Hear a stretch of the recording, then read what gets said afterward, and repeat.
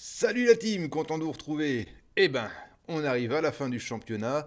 Sacrée course qui nous attend, hein. Donc, vous le savez tous, hein. Égalité de points entre les deux pilotes qui se battent pour le titre de champion du monde. Ça va être quelque chose cette course. Alors, pour cette dernière vidéo de la saison 2021, on va faire une petite rétrospective de ce qui nous a plu et ce qui nous a moins plu de cette année-là et nos attentes pour 2022. Comme d'habitude, j'ai mes deux compères à côté de moi, Maurice et Le Furet. Et ensemble, on va essayer de retracer cette année 2021 et vous annoncer un peu ce qui nous a plu ou pas. Allez, générique Maurice.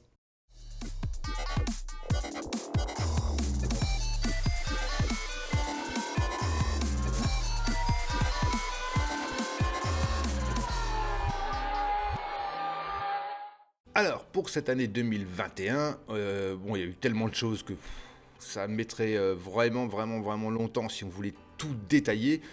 Mais les points, on va commencer par les points négatifs de cette saison. Alors, le point le plus négatif, franchement, on est tous d'accord là-dessus, Spa. Spa a été de là bien comme il faut, hein.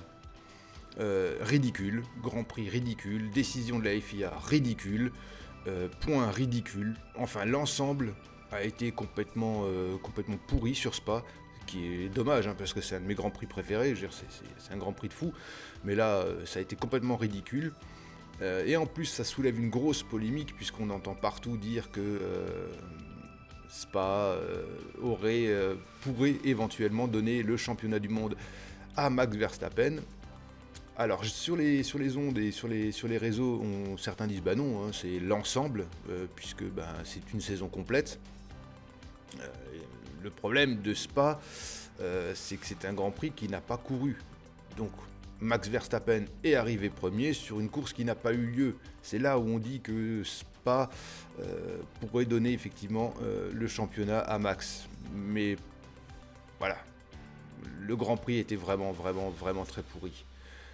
Deuxième point noir, eh ben, quand même l'inconstance de la FIA cette année.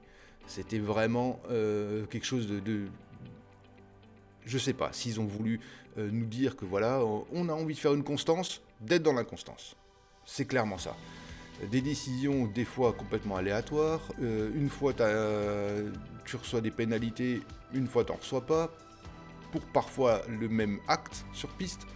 Donc c'est un peu bizarre, un peu pourri de ce côté-là aussi. Donc ça c'est vraiment les deux points noirs de cette saison. Et bien maintenant on va voir un peu les choses qui se sont plus ou moins bien passées. Tout le reste était magnifique. Les courses sprint ont eu un réel intérêt. Bien sûr, elles sont à retravailler.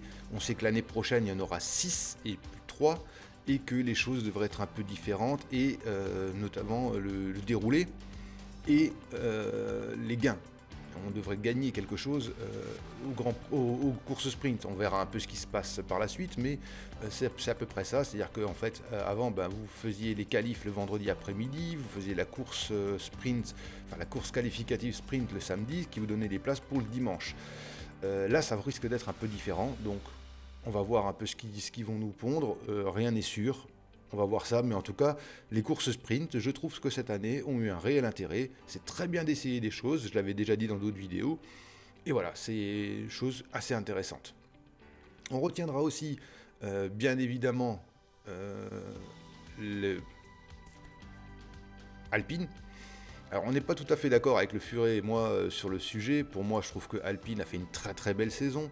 Ils ne sont pas encore au niveau qu'ils devraient être, mais ont fait une très belle saison avec leurs deux pilotes qui ont réussi à tirer la quintessence même de leur véhicule, l'a exploité au maximum. On a eu quand même un podium pour Ocon. Il a fini quatrième à la course de la semaine dernière. Il a failli finir troisième. On a d'ailleurs un peu occulté ses performances pendant cette course, mais elle était superbe. Les performances d'Alonso, ce qui nous a fait vibrer pendant quelques grands prix où il arrive à tenir tête à des Mercedes. Voilà, moi je trouve que la saison est pas si ridicule que ça. Maintenant, Alpine, vous êtes des constructeurs, vous devriez être plus haut. Sans déconner, vous devriez être plus haut. voilà, votre place, elle est bien, mais vous devriez largement être plus haut. On va voir ce que vous allez nous faire pour 2022. Autre point largement positif, les AlphaTauri, enfin du moins Gasly dans l'AlphaTauri qui a réussi constamment à marquer des points, qui était toujours en Q3 quasiment. Superbe saison, franchement, Gasly, superbe saison. On pourra regretter un tout petit peu le classement de Ferrari, autant pour moi. Le classement de Ferrari, ils se battent pour la 3e place, c'est bien. On ne les attendait pas du tout là. Donc ça aussi, ça a été assez intéressant de les voir remonter comme ça le classement cette année, de tout doucement reprendre un peu pied. C'est bien, c'est vraiment bien. Pareil, vous êtes des constructeurs, vous devriez... Enfin, vous êtes à votre place, 3e, c'est déjà pas mal, mais vous devriez sans doute être un petit peu plus haut, notamment pour le Furet qui attend que vous soyez P1. Mais bon, c'est le Furet, il aime bien Ferrari et ça, il s'en cachera pas. Le pied, entre guillemets, pour le Furet, ce serait que Ferrari signe Max. Est-ce que ça se fera? Ça, j'en sais rien. Ça m'étonnerait pour l'année 2022, mais bon, c'est sa demande au Père Noël. On va voir si le Père Noël est gentil. Le reste, magnifique duel, hein, ça on l'a déjà dit, avec entre Lewis et Max qui nous ont offert franchement des courses spectaculaires. Le Let Them Race, très bien. Je pense qu'à mon avis, il faudrait peut-être même encore pousser les curseurs. Et on revient à la décision, aux décisions de la FIA. Mettez un cadre pur et restez dans ce cadre et n'en sortez pas en faisant vos petits couacs à droite à gauche. Qu'est-ce qu'on a encore retenu de bien? Eh ben, les équipes Canal. Génial. Comme d'habitude, Julien Febvre et Jacques Villeneuve, ils forment un duo, un couple presque du tonnerre. D'ailleurs, petit message pour Jacques, le Furet t'aime, ça, voilà. Franck Montagny qui nous fait vivre vraiment au plus près de la F1 ce qui se passe. Les interventions, bien évidemment, de Romain Grosjean, très intéressantes. Le seul qui arrive vraiment à expliquer ce qui se passe dans une F1, puisque c'est le seul qui y était encore il n'y a pas longtemps. Donc ça, c'était vraiment génial. Donc merci Canal. Et puis, on espère que vous serez encore là l'année prochaine, hein, normalement. Et peut-être même monter un peu en puissance. Ce serait vraiment pas mal. Et voilà, donc c'était un peu les choses qu'on a retenues.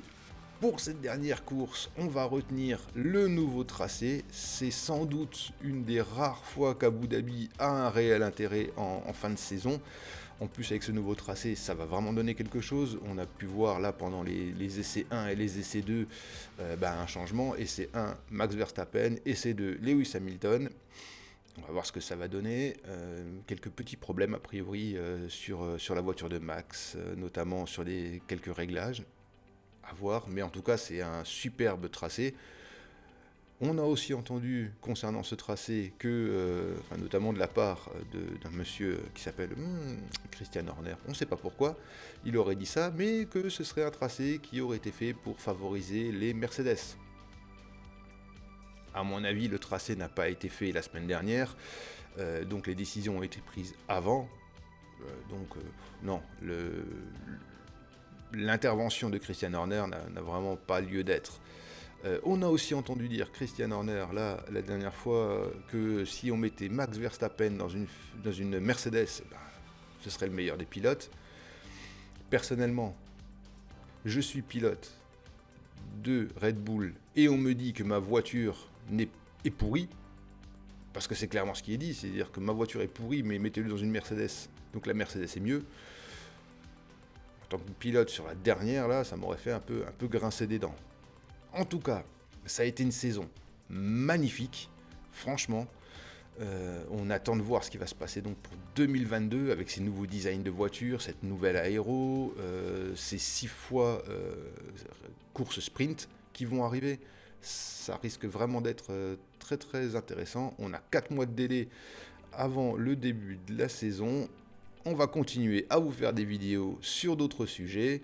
En attendant, dans les commentaires, vous retrouverez directement l'avis complet du Furet, non retravaillé, exactement son avis. Comme ça, vous allez pouvoir aussi un peu vous éclater dessus. Et puis, moi, je vous dis, comme d'habitude, likez, partagez, commentez, vibrez sur la course de demain, faites ce que vous voulez, mais restez vivants.